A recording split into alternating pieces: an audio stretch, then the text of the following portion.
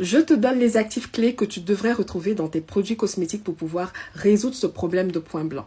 Alors, à partir de maintenant, tu ne vas plus prendre tes produits n'importe comment. Tu vas aller dans la liste des ingrédients et tu vas regarder, scroller et regarder. Et si tu trouves ces éléments que je vais te citer, tu as trouvé le produit qu'il te faut pour résoudre ton problème de points blancs. D'accord? Je t'offre sur ma page une série de vidéos dans lesquelles je te montre étape par étape comment est-ce que tu peux faire pour en venir à bout de tes points blancs. J'ai déjà fait une première vidéo, je t'invite à aller la voir. Là, c'est la deuxième dans laquelle je te donne les ingrédients actifs et je te propose encore d'autres vidéos toujours sur la même thématique. Alors, je t'invite à t'abonner et à sonner la cloche de notification pour ne rien rater sur les prochaines vidéos concernant les points blancs. D'accord? Dans vos produits nettoyants, il y a 3 produits phares que vous devez retrouver. L'un des premiers produits nettoyants que vous devez retrouver, quand je parle ici de produits nettoyants, je fais allusion à votre gel de douche, d'accord, à votre nettoyant de corps, à votre savon de corps, que ce soit un savon noir ou un savon du commerce, il faudrait qu'il contienne l'un ou deux de ces actifs-là. Vous pouvez trouver vos produits nettoyants soit en pharmacie, soit en parapharmacie ou dans les commerces ou tout simplement chez une formulatrice en cosmétique ou si vous êtes formulateur en cosmétique, il faudrait que vos produits, vos nettoyants de corps contiennent un ou deux de ces actifs que je vais vous citer là maintenant. Alors, l'un des actifs les plus phares, c'est ce qu'on appelle le sélénium sulfide. Le sélénium sulfide est l'un des actifs les plus recommandés par les dermatologues. Il est utilisé dans le traitement des dermatites séboréiques. La dermatite séboréique, c'est tout simplement une accumulation des cornéocytes au niveau de la surface de l'épiderme, au niveau de la couche cornée. La couche cornée, c'est tout simplement la première couche de la peau que vous voyez, notamment au niveau du cuir chevelu, on va avoir une accumulation de peau morte qui va créer une sorte de croûte. Quand on a cette croûte-là, on parle de dermatite séboréique. Très souvent, c'est au niveau du cuir chevelu. Mais il y a une chose, c'est que les produits cosmétiques que nous utilisons qui ne sont pas très souvent formulés dans de bonnes conditions ou qui contiennent trop d'acide de fruits, à un moment donné, ils vont créer une fragilité au niveau de notre barrière cutanée et cette barrière cutanée va arrêter de nous protéger contre les agressions extérieures.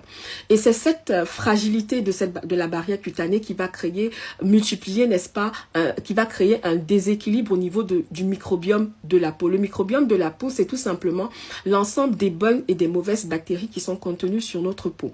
Les bactéries qui sont sur notre peau vont nous protéger contre les agressions extérieures. Mais lorsqu'il y a un déséquilibre au niveau de ce microbiome, là, on va avoir une prolifération, n'est-ce pas, de mauvaises bactéries. Et ces mauvaises bactéries-là peuvent faciliter la prolifération des champignons. Et le Malassezia, c'est un champignon qui cause notamment le Pityriasis vesicolor. Le Pityriasis vesicolor se remarque par quoi ces taches blanches que vous voyez apparaître sur votre peau. Très souvent, c'est ce que vous appelez les points blancs. Alors, comment en venir à bout des points blancs créés par le Malassezia?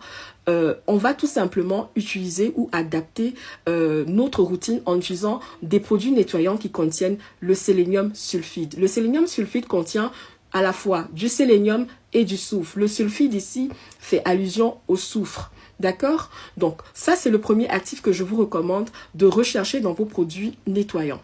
Le deuxième actif qui est très recommandé également, toujours par les dermatologues et les formulateurs en cosmétique professionnelle, c'est ce qu'on appelle le zinc pyrithione. Le zinc pyrithione, c'est l'un des actifs aussi qui est très recommandé, notamment aux formulateurs. Si vous faites vos produits cosmétiques, il faudrait inclure le zinc pyrithione si vous avez des clientes qui souffrent de points blancs. Le troisième actif également que je voudrais vous recommander, c'est l'acide salicylique. L'acide salicylique, il faut savoir ici que c'est un anti-inflammatoire, un antibactérien et en même temps, du moment où c'est un bêta-hydroxyacide, il va aider à exfolier la peau et à se débarrasser des couches mortes qui sont vraiment à la surface. Donc, il va aider à décoller un peu ces peaux mortes qui sont à la surface de la peau pour permettre à la peau de mieux respirer et à nous débarrasser, grâce à son action antibactérienne, à nous débarrasser de ce champignon-là qui est le Malassezia. Donc, les 3 actifs que je vous recommande, je vais les reciter. Il y a le sélénium sulfide en premier lieu, qui est mon numéro 1. Le numéro 2, c'est le zinc pyrithione. Et le numéro 3, l'acide salicylique. Je vais vous donner un bonus, un actif qui va vous aider également également, c'est-à-dire un +1, un bonus, je dis bien un +1. C'est un actif qui va pas forcément traiter les points blancs, mais qui va, en combinaison de l'acide salicylique ou du zinc pyrithium ou du sélénium sulfite, aider à notamment quand on fait les savons noirs. Si vous faites des savons noirs et que vous voulez traiter, vous voulez vraiment, si vous êtes formulatrice en cosmétique et que vous faites des savons noirs et que vous voulez aider votre cliente à ne plus avoir des points blancs, je vous recommande dans vos formulations d'inclure l'acide salicylique notamment et deuxièmement le soufre.